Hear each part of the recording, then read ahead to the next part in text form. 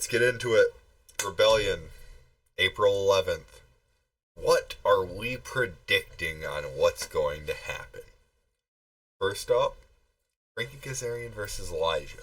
Because I think it ends up being Elijah. He needs to get the win here to move forward towards the TNA title. That's his entire goal.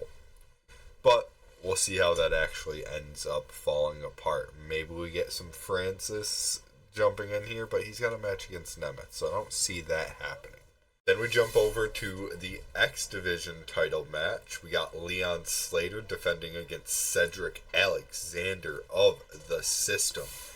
And Leon just broke Moose's title reign record. He's currently got the second longest running X Division Championship title reign. And I don't think I see them taking the rocket off him anytime soon.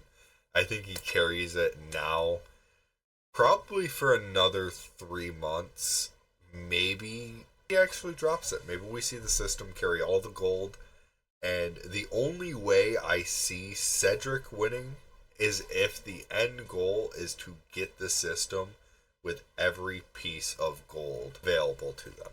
We got the Hardys versus the System, which this is going to be a great match. Of course, the Hardy brothers, legends, we all love them. You can't hate them, period. And then we got Bear Bronson and Brian Myers of the System, which again, I love Bronson. He is one of my favorite wrestlers on TNA right now to watch. And I'm really excited to see exactly what happens in total with this match. But I don't see the System walking out with the championship belts unless the goal is to have the System carrying every piece of gold at the end of the night. Or what I'm currently fantasy booking a little bit, I'll talk about in a minute. Next, Mustafa Ali, Order 4 versus Trey Miguel for the international title, which this should be a banger of the match. I've been really enjoying getting into Trey Miguel. He's probably one of my favorites that I had no clue about before a couple months ago that all of a sudden I've learned a lot about, and he is phenomenal. On the mic, in the ring, love him. Mustafa has improved so much, and his character work in Order 4 has been amazing. One of my favorites to tune into right now. Period.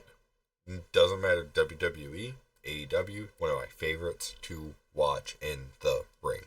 Hardcore country match between the Elegance brand, Mickie James, ODB, and Taryn Terrell. Which I think the only reason the Legends are coming back is to put over the Elegance brand. But maybe I'm wrong.